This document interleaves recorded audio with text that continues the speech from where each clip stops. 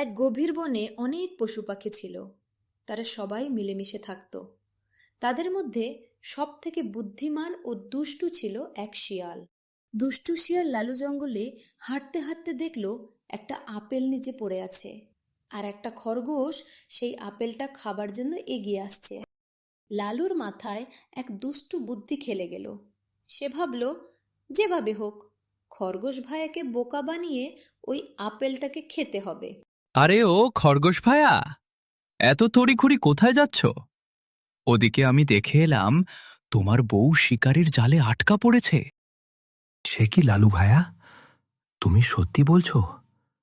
আমার বউ শিকারি জালে আটকা পড়েছে? না না, আমাকে তাড়াতাড়ি যেতে হবে। কি বোকা খরগোশ, এবার এই আপেলটা আমি খাবো।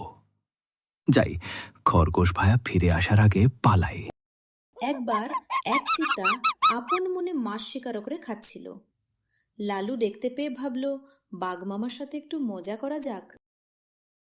আরে মামা, তুমি বাঘ হয়ে এখানে মাছ ধরে খাচ্ছ? আমি এই দেখে এলাম নদীর পাড়ে একটা কচ্ছপ জিরোচ্ছে। যাও ধরোগে। হ্যাঁ রে, তুই সত্যি কথা বলছিস তো? তাহলে যাই গিয়ে আগে কচ্ছপটাকে গিয়ে ধরি। আজ তো দুপুরের ভোজ জমে যাবে। এদিকে বাঘ নদীর পাড়ে কচ্ছপ খুঁজতে লাগলো, আর ওইদিকে লালু শিয়াল ঝোপের আড়ালে লুকিয়ে মনের সুখে মাছ খেতে লাগলো। ঠিক সময় পালিয়েছি। বাঘ মামা মনে হয় এখনো কচ্ছপ শিকার করে যাচ্ছে। এই জঙ্গলের সবাই কত বোকা। জঙ্গলে আজ খুশির উৎসব, ময়ূরের বিয়ে। বনের অনেক পশু পাখি এই বিয়েতে আমন্ত্রিত। মন্ডা মিঠাই ভোজের আয়োজন। ময়ূরেরও বিয়ে হয়ে গেল, আমার বিয়ে হলো না। কিন্তু আমার মতো বুদ্ধিমানের জন্য তো বুদ্ধিমতী কাউকেই দরকার। আরে গাধু ভাই, আমি তো তোমার বন্ধু। তা তোমার কি বন্ধুত্বের মন রাখতে নেই? আমার যে এখনো বিয়ে হয়নি তার খেয়াল আছে? আরে লালু ভায়া, আমি তো মার জন্য পাত্রী কোথায় খুঁজি বলো তো? পাশের জঙ্গলে আমার মামা থাকে, আমি তাকে তোমার পাত্রী খুঁজতে বলবো। ঠিক আছে ভায়া, ভুলে যেও না কিন্তু। কাল অবশ্যই একবার পাশের জঙ্গলে গিয়ে তোমার মামাকে আমার পাত্রী খোঁজার জন্য বলো। আরে, এই দুষ্টু লালু শিয়ালটা আবার এদিকে কেন আসছে? সব সময় সবাইকে বোকা বানিয়ে বেড়ায়। এর ওর খাবার ঠকিয়ে নিয়ে চলে যায়। আরে, আমরা এই বনে সবাই মিলেমিশে বন্ধুর মতো থাকি, আর তোমরা বন্ধুত্বের এই দাম দিচ্ছ? আমার পাত্রী খোঁজার কারোর চেষ্টা নেই। এই ব্যাপার, ঠিক আছে। আমার বোনের দুটো ছানা হয়েছে।